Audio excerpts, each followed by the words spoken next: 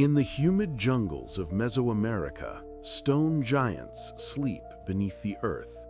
Their faces, carved with a precision that defies their age, are impassive witnesses to a world that has long since vanished. They are silent sentinels of a lost empire, a riddle carved in basalt that has puzzled explorers and scholars for centuries. These are the Olmec colossal heads, the first and most enduring mystery of the Americas. Welcome to Echoes of Time, where we journey into the forgotten pages of history to uncover the stories that never made it into the textbooks. Today, we venture deep into the heart of a civilization that predates the mighty Maya and Aztecs, a culture whose sudden appearance on the world stage challenges everything we thought we knew about ancient American development. We seek to understand the enigmatic Olmec and the towering visages they left behind as their only legacy.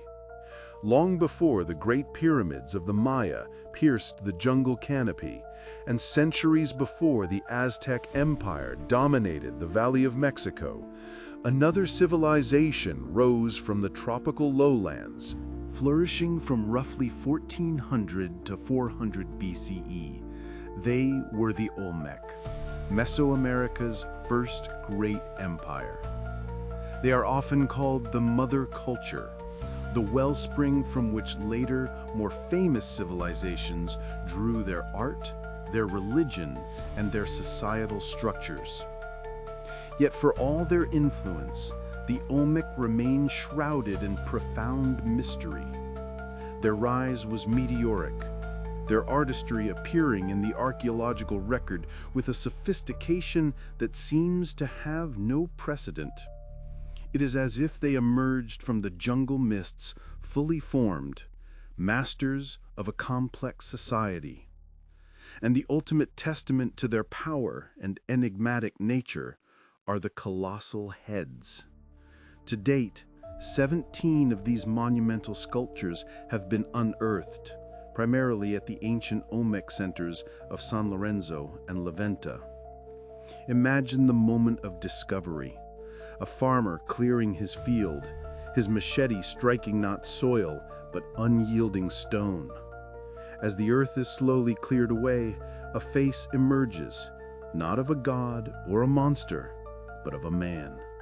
A face with full lips, a broad nose, and powerful, staring eyes, all crowned with an intricate helmet-like headdress. These are not generic portraits.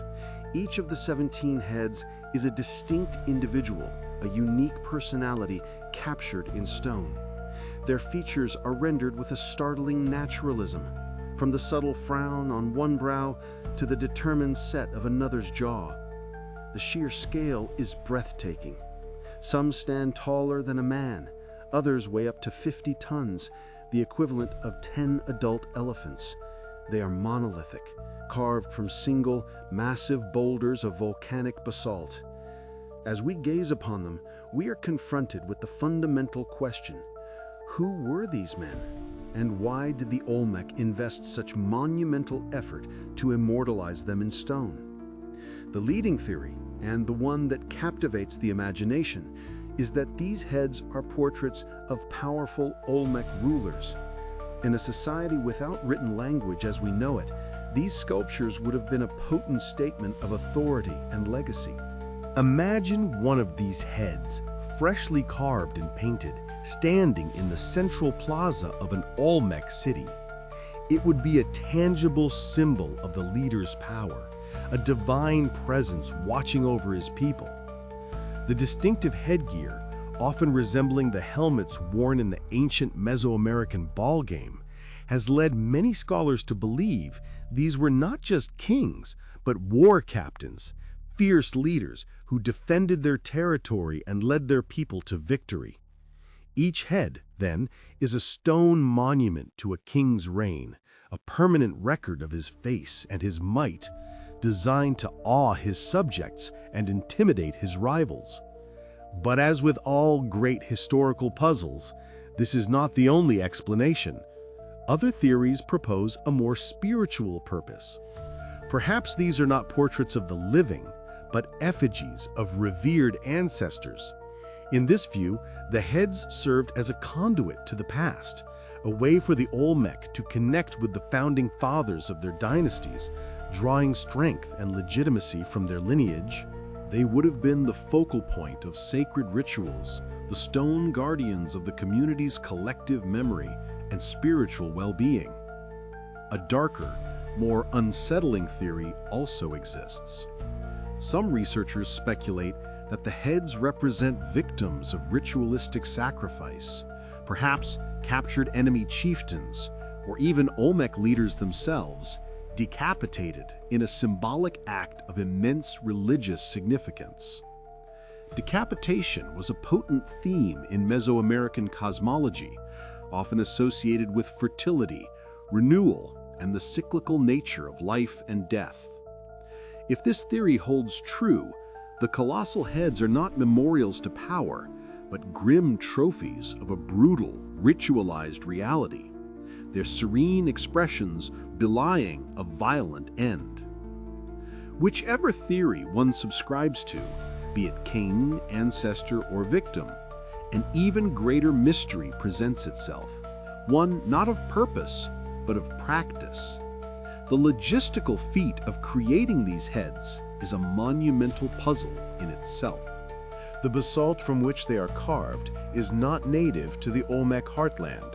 Geochemical analyses has traced the stone to the Sierra de los Tuxtlas, a volcanic mountain range dozens of miles away. The Olmec, a civilization without the wheel and without large beasts of burden like oxen or horses, somehow managed to quarry these massive boulders, some weighing 50 tons, and transport them. Let us try to picture this incredible endeavor. Hundreds, perhaps thousands of laborers felling giant trees to create a system of rollers and sledges. Teams of men hacking pathways through the dense, unforgiving jungle, a humid, sweltering environment teeming with life and danger. They would have had to navigate swamps, cross rivers, and haul these multi-ton monoliths inch by painstaking inch, a journey that could have taken months or even years. It would have required a level of social organization, engineering skill, and sheer collective will that is difficult to comprehend. The creation and transport of a single head was a generational undertaking, a testament to a society capable of mobilizing immense human resources in the service of a shared belief. The very act of moving the stone was as much a display of the ruler's power as the finished portrait itself. And yet the mystery deepens, for many of these magnificent heads were not found standing in places of honor. They were discovered deliberately buried, hidden away from sight. Stranger still, a great number of them show signs of intentional mutilation and defacement. Grooves were cut into their faces, chunks were broken off their headdresses, and their features were systematically damaged. This was not the random wear and tear of time, it was a purposeful act of destruction. What could this mean? Why would a people expend such enormous energy to create these masterpieces only to later desecrate and bury them? This act of iconoclasm hints at profound political or religious shifts within Olmec society. Perhaps it was the work of a conquering enemy who sought to erase the legacy of the previous dynasty by destroying their portraits. Or, more intriguingly, perhaps it was an internal act, a revolution, a civil war, where a new ruler or a new faction toppled the old regime and symbolically killed the stone effigies of their predecessors. It could also signify a fundamental change in religious beliefs, a ritualistic decommissioning of sacred objects that had lost their power or whose time had passed. The deliberate burial could have been a way of neutralizing their spiritual force, returning these powerful effigies to the earth from which they came. Each crack and gouge in the stone tells a silent story of conflict, of upheaval, of an empire turning upon itself. For 1,000 years, the Olmec civilization thrived. They built great ceremonial centers, developed sophisticated agricultural techniques, and created a symbolic system that would lay the groundwork for all subsequent Mesoamerican writing. They established vast trade networks and spread their influence across the region. Then, around 400 BCE, they vanished. Their great cities were abandoned, swallowed by the relentless jungle. The reasons for their decline are as mysterious as their origins. Was it climate change, disease, internal warfare, or a combination of factors? We don't know. All that was left behind were the echoes of their time, their pottery, their jade carvings, and most poignantly, their colossal stone heads.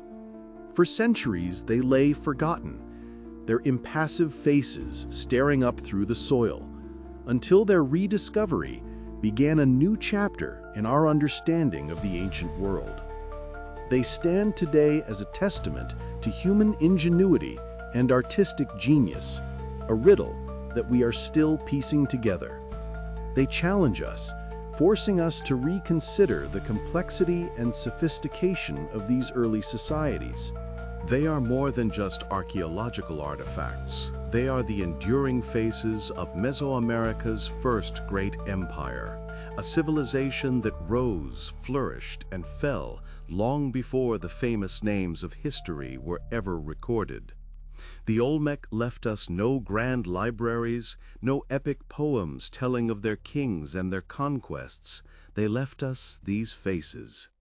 These stone visages have survived the fall of their own empire and the rise and fall of countless others. They have endured the ravages of time and the quiet encroachment of the jungle. They remain silent and enigmatic, holding the secrets of their creators deep within their volcanic hearts. As we look into their eyes, we're looking into the dawn of civilization in the Americas, a world rich with power, ritual, and mystery. What other wonders of this forgotten mother culture still lie hidden beneath the soil, waiting to be unearthed? What would these stone rulers tell us if only they could speak?